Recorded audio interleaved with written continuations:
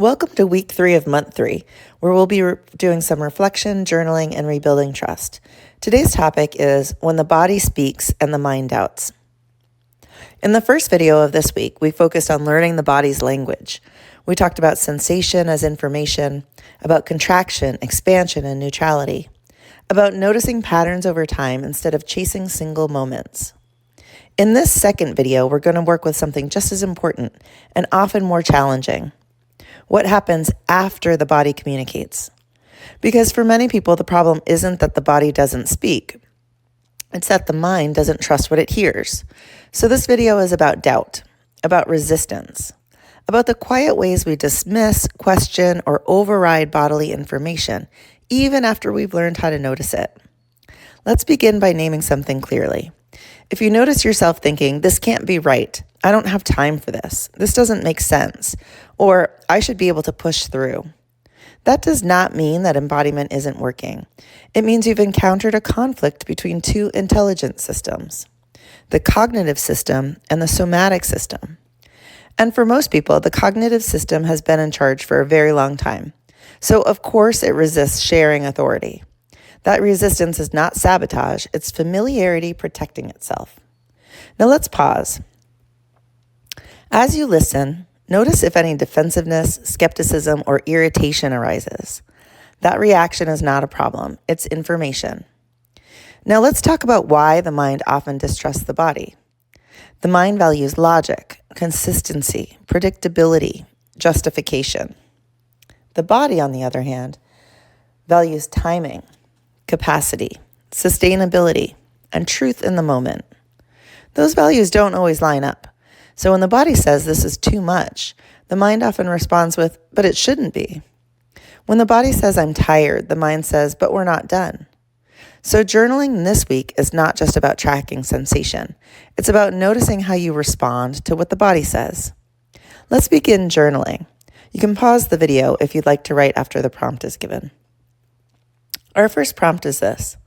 What does my mind say when my body signals discomfort, fatigue, or hesitation? Write the actual phrases, not the polite versions.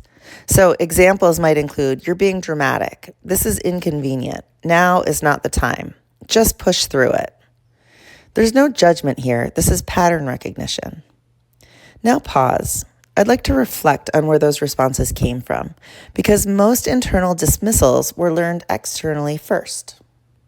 For our second journaling prompt, consider the question, where did I learn to distrust or minimize body signals?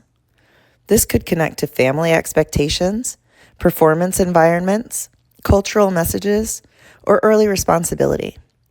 You don't need a full story, just context, because context alone can restore compassion.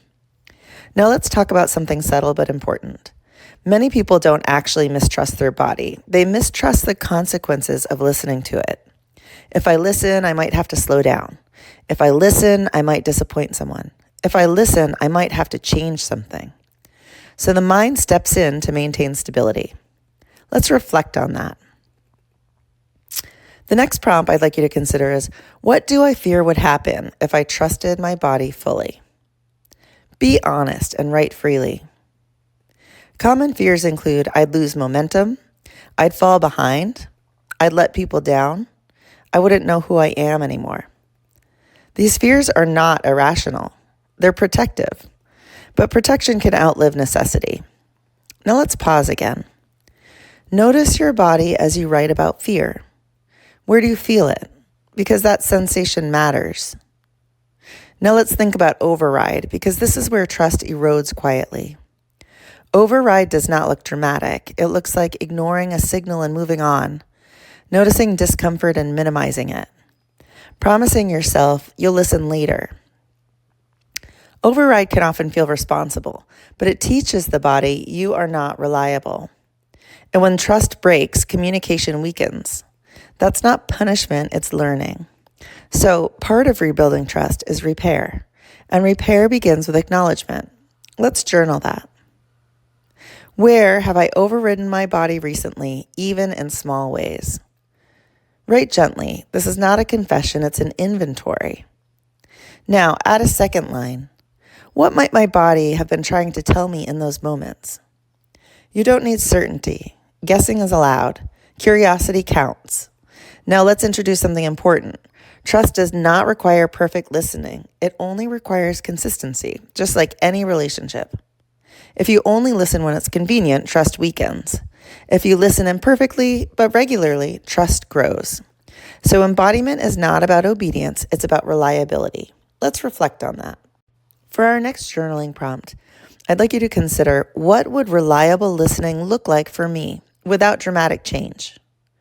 This might be pausing once a day, acknowledging signals without acting, writing one line at night. Small is sustainable. Now let's address impatience because it often shows up here. Many people want embodiment to work quickly. They want clarity. They want answers. But the body communicates over time, not in conclusions.